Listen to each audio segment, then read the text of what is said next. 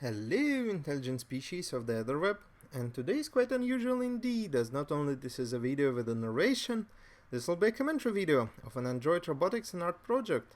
Those who subscribe to this channel know this is primarily about androids. On this channel I mostly post archival videos of androids, robots and automata. And the reasoning behind this commentary is partially due to the fact that this project will not be filmed and added to the video archive of mine anytime soon. As you might imagine, I like Android robotics. I have been interested in the field ever since I learned about the existence of androids 14 years ago.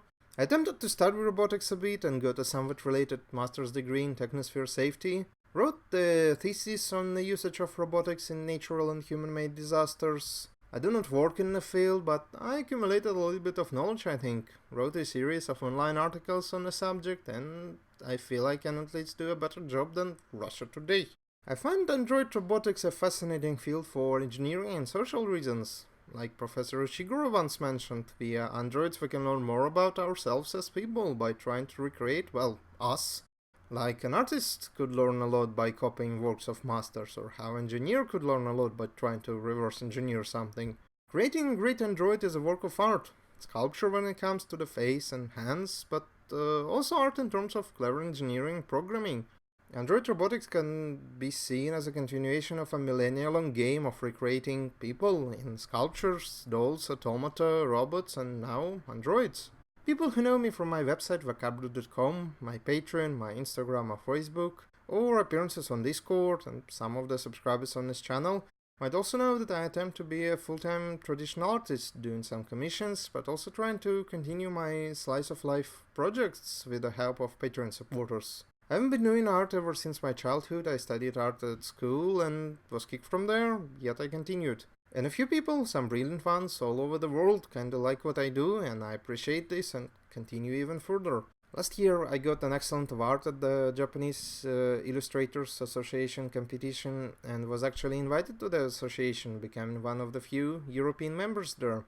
This introduction I hope doesn't sound like bragging, but it feels it is needed because what I'm going to tell will be a commentary, and it's good to introduce the actor before the play begins.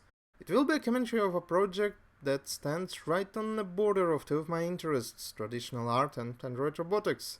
And as I'll try to explain, the project's approach to all of these fields is not necessarily quite good, and it's not necessarily quite good in other aspects either. For the videos, I'm mostly using my recordings when explaining, to show videos of the project and for some of the explanations. I'll also use footage by Reuters, footage from YouTube channel of the project, and footage from a couple of video hosting websites from People's Republic of China. I'll try to give credit as much as possible, and all of the video quotations I'm inserting following fair use principles.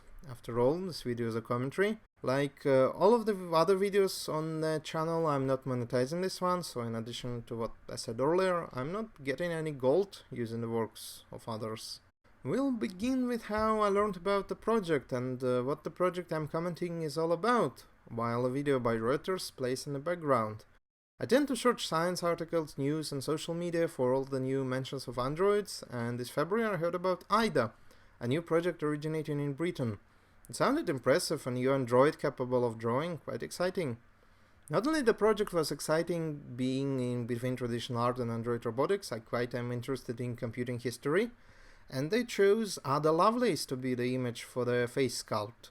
Ada Lovelace is considered to be the first programmer in history. She wrote programs for the never-built at the time difference engines of Charles Babbage. As we can see from the video and other articles, IDA was commissioned and built by Engineered Arts, one of the leading European specialists in humanoid robotics.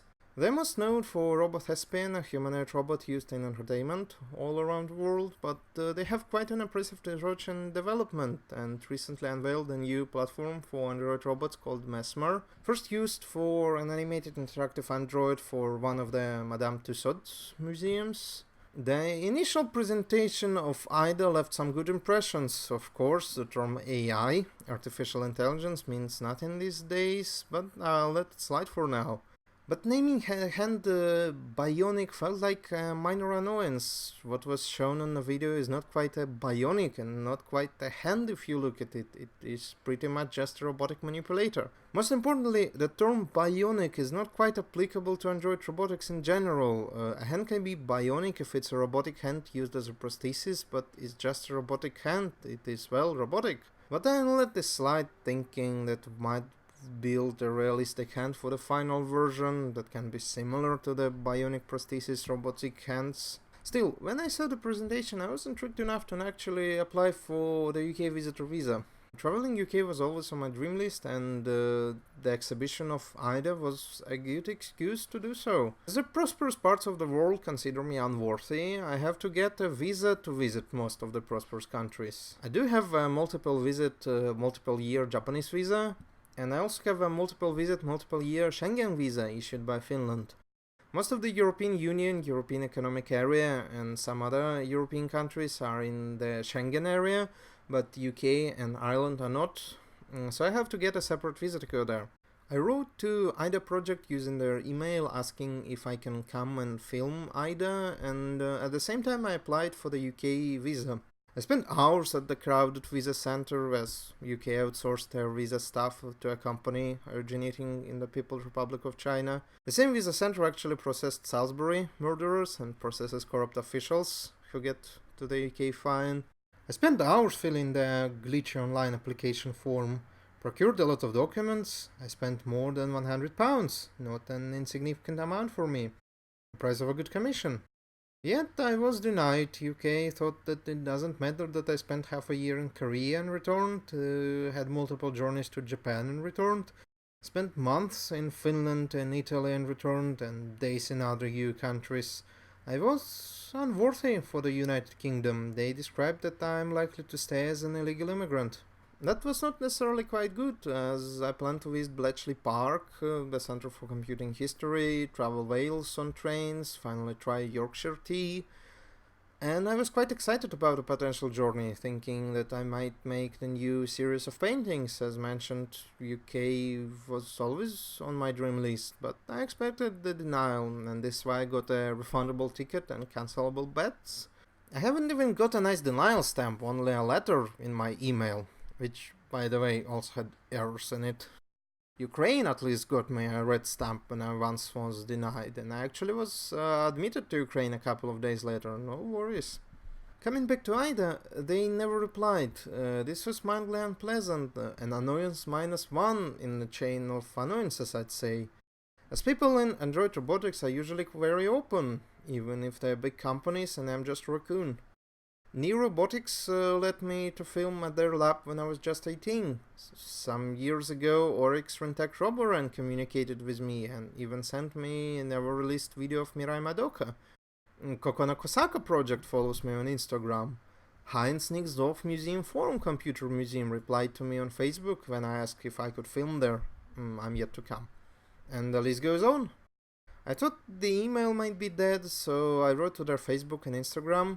The visa denial was an additional reason to write. The thing is, IDA project's media this spring was all about big messages. Ecology, women in art, AI ethics, a lot of contemporary art there. They mentioned the unequal wealth distribution and how they plan to highlight the vulnerable groups and global issues with their project. Clearly, I wasn't, and still I'm not asking for anything, but think about it. A Jewish Russian raccoon artist, who even got a politically motivated fine once, struggling with art, not allowed to visit the UK to see their exhibition? Isn't that somewhat topical?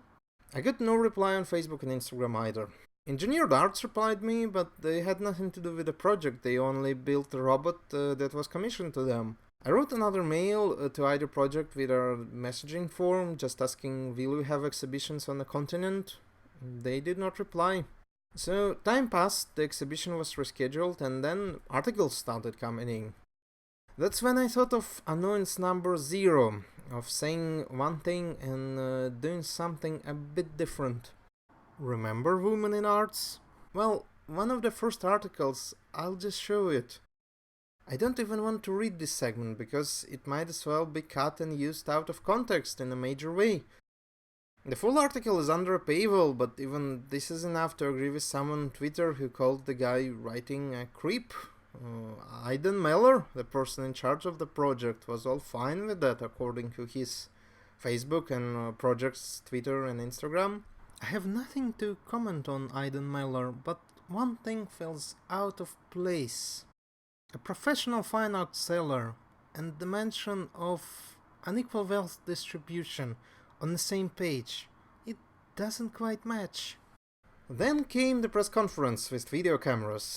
For this segment, another video of Reuters is playing, and like Sophia, the project is heavily aimed at as much as general media publicity as possible. And this approach exactly what was the final reason for me to break the format and record this commentary. Here's what I'd say is an annoyance number one. Listen to the audio here. New technologies bring the potential for good and for evil. This is not artificial intelligence. This is not even a voice synthesis. This is a human speaking from another room, or maybe a recording. We're all familiar with voice synthesis these days, but here's an example of a modern android, one of the Actroid robots by Kokoro Dreams, talking in English in Narita International Airport. Welcome to Narita International Airport. Please enjoy your flight. Please select a button. It is quite common to have pretend artificial intelligence and even pretend backstories for androids. Here is some of the latter for Chihira Junko. I disprove somewhat of the second, but especially of the first, as I especially disprove what I can only call fakery, if there's no clear mention that it is a pretend artificial intelligence, when the intelligence is, well, a human sitting in another room, remotely controlling the robot. The Reuters video does not state that it is not truly Ida speaking. The full press conference mentions that we are looking at social bot technology for her so she can independently speak. So let's consider that misinformation might be due to the editing. This aspect of pretending is upsetting, as this pretend AI confuses people on the capabilities of AI, robots and androids. It makes people more susceptible to believe scary stories or insane sales pitches. It is exactly an abuse of the term AI, and abuses of AI today is part of what the project says they aim to explore. Hopefully, not in this way. Later at IDA's project YouTube, 3 videos with AI-generated poetry were released, and I won't doubt that the text might be AI-generated, but once again, the text is read not by a voice synthesizer, but by a human. While the introduction is saying, Ida speaks. A Muppet never can talk without a person, a robot often can, but when one confuses teleoperation, remote control, or a pre-recorded routine with actual autonomous action, even if the actions are pre-recorded and run on a network of if and then operators, one once again confuses people on the capabilities of AI, robots and androids. This might be good for the show, but it is not necessarily quite good on the long run. Now, to what I call an annoyance number second. The head, the animations, these are nice. Engineered arts, they know their job. For making the drawings, one of the original hands, however, was replaced with a new manipulator. The whole first robot artist thing that is currently being pushed in the media is somewhat misleading. It's a really exciting process, never been done before in the way that we've done it, and produces not just drawing, then painting as well. Never been done before is not quite correct. Here's a video from 4 years ago from the Ball of Robots exhibition. It's a drawing robot by Patrick Tressett, made out of Korean robotics, servers and parts. You sit in front of the installation, look at the camera, and the manipulator draws you. There's a better video on YouTube, actually. In fact, there are hundreds of videos on YouTube of similar robots. One unnoticed is built by a high schooler in Dagestan. This was done for centuries. Many famous automata of old were capable of writing or drawing. As for capturing the face from the camera and sophisticated algorithms, well, Patrick Tressett's robot had sophisticated algorithms too. Most of drawing robots are not just printers, or not plotters. Plotter might be the more correct term. They process the video feed somehow and we never know what will be the result. I don't want to offend the engineers, it is a good drawing manipulator project, but it is hard to call it never done before. The only new thing in this is to have an Android as the base for the hand and cameras. And it is not even the first drawing Android, as I'll mention soon. I do approve of the face animations, they're quite nice, especially for the drawing sequence. In the recent videos released in the IDES project YouTube, I was glad to see that the bionic hand term is no longer used. Instead, the manipulator is called the mechanical motorized arm. Well, nice job on rectification here. Still, I'd like to show you some of the videos of human-like hands of other androids to see what can be achieved. Many of the androids don't interact with objects, but these robots from People's Republic of China do. This is a video from 2010, I think, of very impressive 3 robots named something like Chinese Traditional Music Robot Woman Band, built by a firm not quite known for me, and these robots are really playing the instruments. I'm most impressed by the robot playing the Hulushi flute. And here is another video from the People's Republic of China, an Android version of Chinese Neo-Confucian 15th-16th century philosopher calligraphist Wang Yanming, properly doing calligraphy using a brush and ink. Yes, an Android drawing with brush and ink. Having a lifelike hand is quite achievable, and it would be nice to see it done for IDA in the future. Now, to what I'd say was the third annoyance. The photos released before the press conference are somewhat misleading. Here, you can see that IDA has both original hands, despite of the original hands not used for drawing. And more misleading is IDA's portrayal in front of a canvas. It could be passed as just an aesthetic choice, as it is fortunately stated in the press conference that IDA does not paint, supposedly yet, and the paintings are generated by an AI, but both of the description on the photo with the canvas and the following news articles led people to believe that those are actually IDA's paintings. The Reuters video even mentions that she does sculptures too, which is even more over the top. The paintings themselves are either printed on canvas or printed by not a printer but unknown human printers. The programmers are also unknown. One can argue that these paintings could be generated by an AI algorithm running on the same computer as IDA's routines, but this is quite a stretch. Still, the credit goes to the robot, and despite how much I like androids, it's all at least a collaboration, not one android's work. The drawing video from IDA's YouTube channel mentions the list of people involved, but is it full? And the descriptions on the drawings do not mention the list. The paintings as well as IDA's drawings are for sale and mysteriously apparently all sold out and for $1 million in total. Someone on Facebook mentions that he bought one of IDA's drawings. Hopefully he didn't pay too much. It is not a good taste, I think, to talk about how easy it is to make an artwork and how unfairly high some are priced. But since unequal wealth distribution is mentioned, say, I personally can barely get €100 ink and watercolor commissions. My great friend, she barely sells large oil paintings for €100, and here, whoosh, $1 million. I'm not familiar with an art market, but in the end, this all just feels kinda speculative. Of course, building the whole project wasn't cheap. For the IDA's body, personally, I have no idea how much Mesmer type robot would cost. Robot S-Pen I've seen priced at $84,000 and I can only estimate that Mesmer might cost similar to other androids, if not more. Somewhat comparable Geminoid Decay costed $200,000. Even if we are high at the estimations, the project should be already making at least $500,000 in profit. I wonder, if there truly was a plan to address some of the global issues, wouldn't it be good to donate part of the profit to some human rights, educational, ecological organizations, to say Electronic Frontier Foundation? At the time of recording this video, this wasn't mentioned. I like the concept of IDA project, and hopefully they will continue improving IDA's capabilities. The amount of modern art babble and big words is a bit too much. The approach to make a show for the media isn't pleasant. But still, it would be nice to see IDA, if there will be a performance on the continent, and if I'll be around, say in France or Belgium or Germany. The Android robotics field in the past few years with Westworld, Detroit Become Human have Detroit become Detroit mainstream.